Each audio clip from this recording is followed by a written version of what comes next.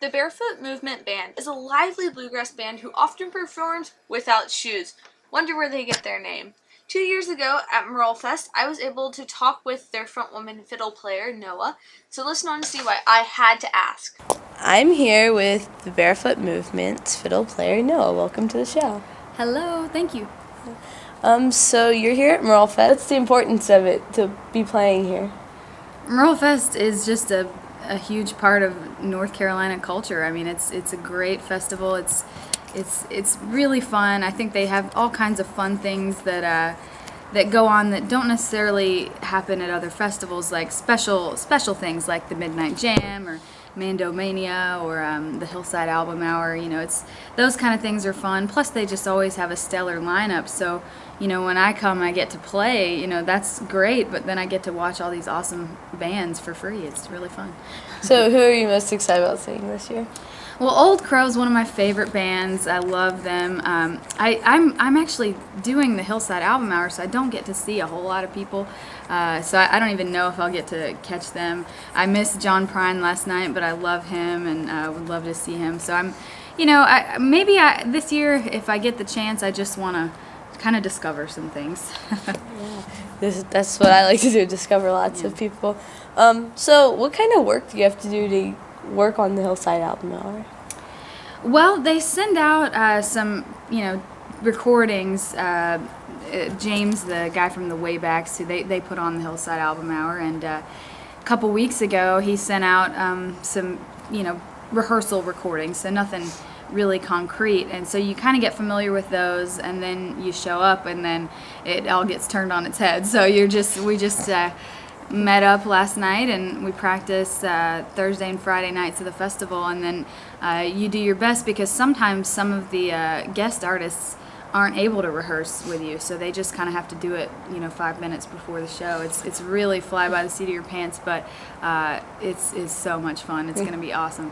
I bet it is. So can you tell me a little bit about the band? Sure.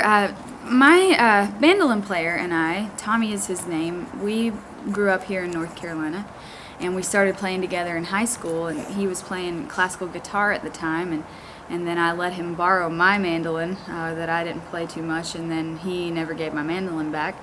So that's how he got started on his instrument, and so we got together, and that was 2006. We started playing music together, and in college I met Andrew Marlin, who was in Mandolin Orange now. He was our first guitar player.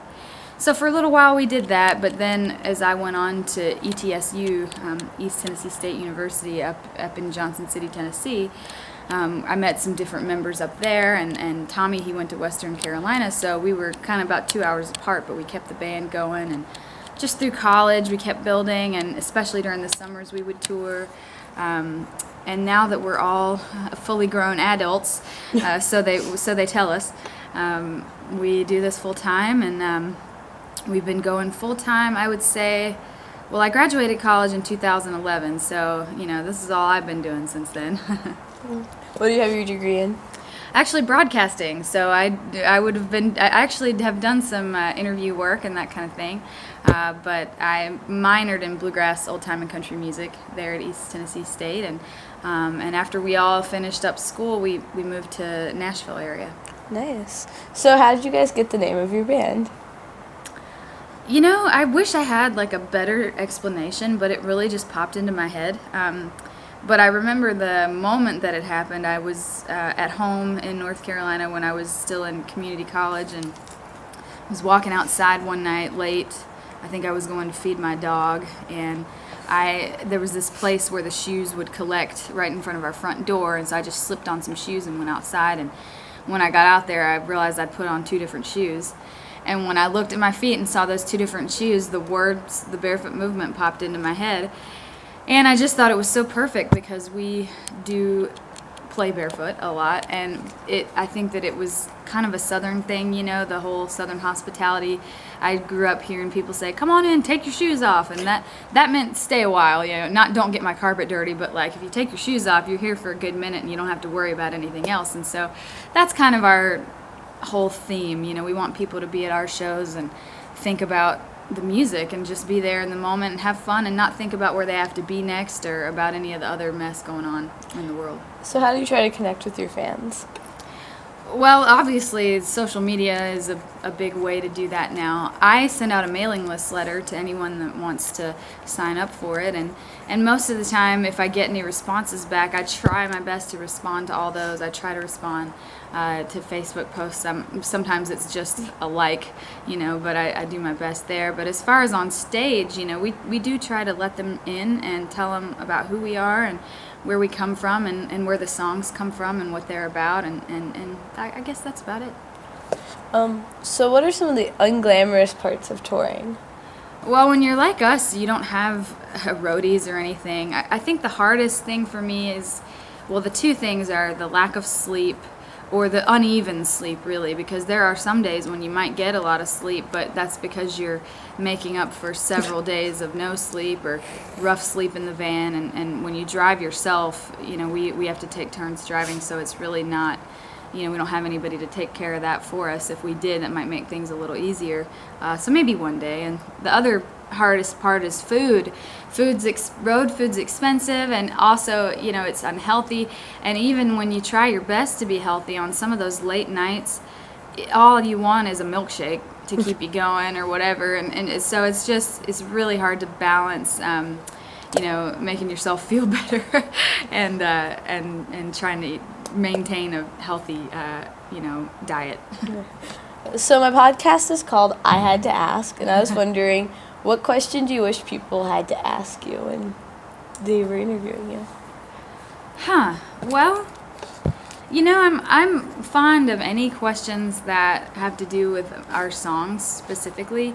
I like talking about what the songs are about, and even though I don't want to ruin it for people, our original songs, I want them to be able to interpret them however they want. But so I would say, what I wrote it about, you can take that as a loose interpretation, but I like talking about that and my musical influences. I just love talking about music, so anything at all that has to do with music. And sometimes, I think that doing this from the ground up, I have learned a lot about how to make a band and be moderately successful, at least in what the steps are that you have to take to get there. So I feel like I could impart some of that knowledge to younger folks, and granted, we're not a multi-faceted huge band, but we make a living, and I think that we've had to learn the hard way about some things, and so I think I can help the next generation there at least. So who are some of your musical influences? I have so many. Sometimes this is a tough question because I don't want to leave anyone out, but I love songwriters and I love harmony singing. So when you put those two combinations together, right now I've really been listening to a lot of the Eagles catalog, pretty much every album they ever had. I love Crosby, Stills, and Nash. Of course, as a songwriter, you have to love Bob Dylan, and I love Neil Young and Simon and Garfunkel. As far as more traditional stuff, I really like the fiddle playing of the Skillet Lickers, old time music. I like Old Crow for a modern band. I think Old Crow's pretty cool. But I love Zeppelin. I love Pink Floyd. I love Metallica. I love heavy metal. I love Michael Jackson and Madonna. So it kind of is really, really varied. Does seem like it. So if you could go back in time and give a younger you advice, what would you say? I do wish I had practiced more. But that's hard because when you're young, you're still figuring out what you want to do. I wish I had played more guitar because it would help me as a songwriter now. I can play guitar, but I think I'm limited as far as some of the things I can do when it comes to helping me write songs. I would say I would want to give myself a clue that music was the thing that I end up choosing, so to focus more on that. Okay. So a friend told me to ask, I know you played at the church during the International Bluegrass Music Association World of Bluegrass. What was that like? Well, Steve Johnson put that on, and he just treats everybody so well, and it's such a lovely venue. So I think we played there a couple times. It was just a great venue and a great crowd. IBMA is basically a week-long party, just to meet up with friends and that play music with people you hadn't seen in a while. And so when you get to perform in a nice space there, it's kind of the cherry on top. What advice do you have for young musicians? I think, you have to decide what you want to get out of it. If you just want to play, there's nothing wrong with that. And, just practice and play and use it for fun. I think that when you start to plan to use it as the way you want to make your living and let that be your career, there's so many other things you have to consider. And I would say don't let the business side get in the way of remembering that this is what you love, and because sometimes when you depend on it so much, it is a job, and it becomes, you have to start looking at it like a job, and that can sort of take the magic out of it. But I think that if you can just remember that the show itself is everything else is what you're working towards just to get to the show. So have fun at the show, and the rest will fall into place. Definitely. Is there anything else you'd like to tell my listeners? No, well, Barefoot Movement has a live album coming out on May the 13th. It's called Live in LA, and it was live in LA. And so that's going to be, May 13th. And in the meantime, we're planning some recording dates for this summer to get our next full-length record done. Thanks for being on the show. Thank you.